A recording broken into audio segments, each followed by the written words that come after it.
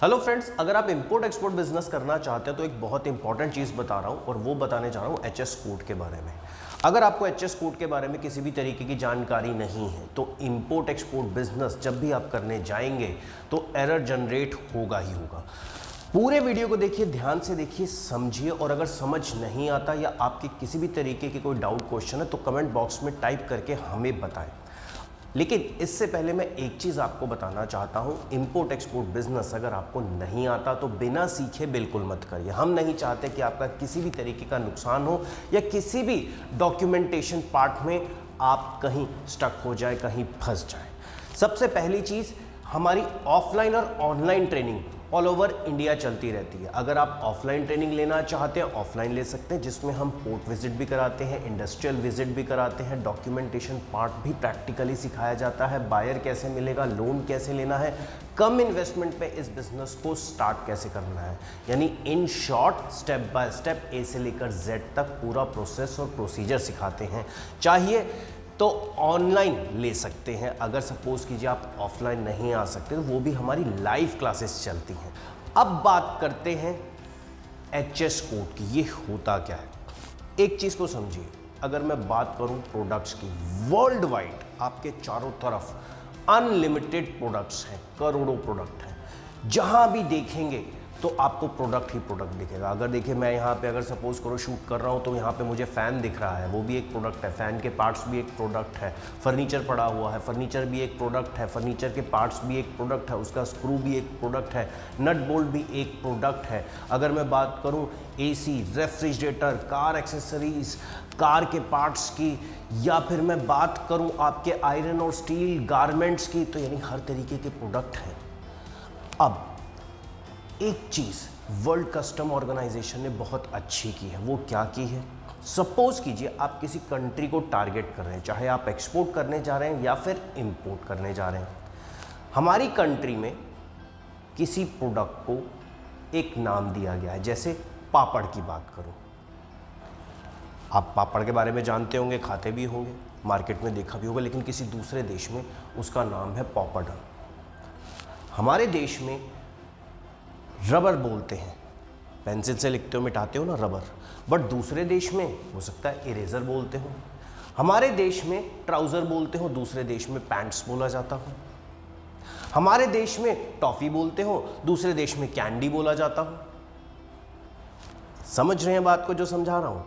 इसीलिए मैं कहता हूँ इस चीज़ को बिल्कुल समझिए, जानिए, और तभी इंटरनेशनल ट्रेड में एंटर करिए।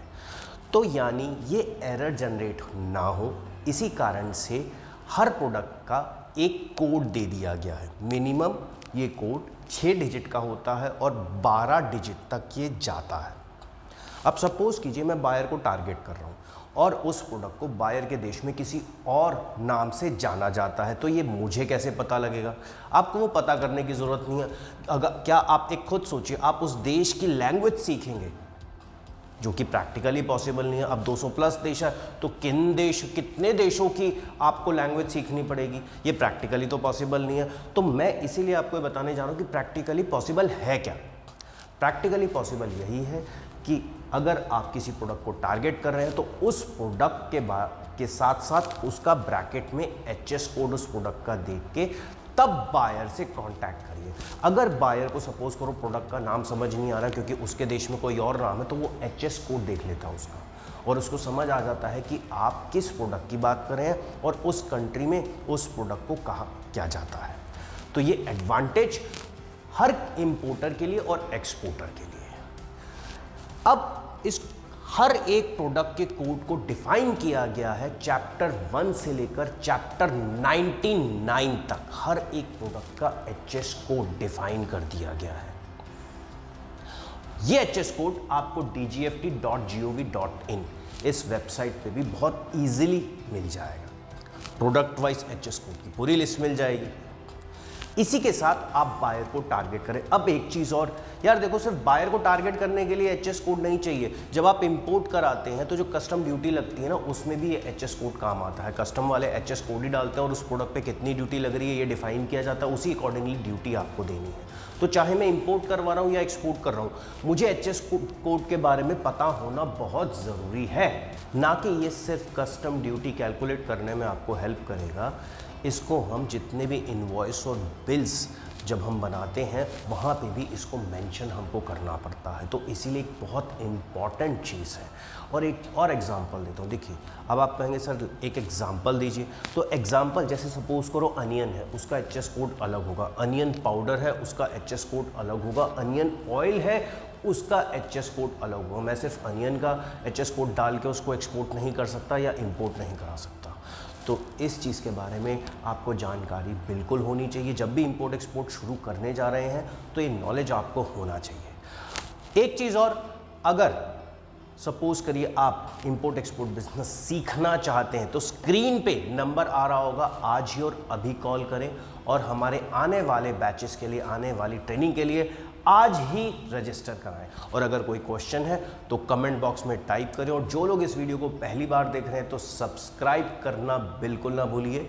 उम्मीद करता हूं एचएस कोड के बारे में आपको पूरी नॉलेज मिली होगी, लेकिन फिर भी जाते जाते एक चीज़ बोलना चाहूँगा, बिना सीखे इस ट्रेड को बिल्कुल मत करिएगा, अदरवाइज कहीं ना कहीं फंस जाएंगे। फिर क्या होता है, मेहनत की कमाई होती है वो सारी की सारी चली जाती है। तो दोस्तों, इस वीडियो में इतना ही। मिलता हूँ अगले वीडियो में, तब तक के लिए जय हिंद।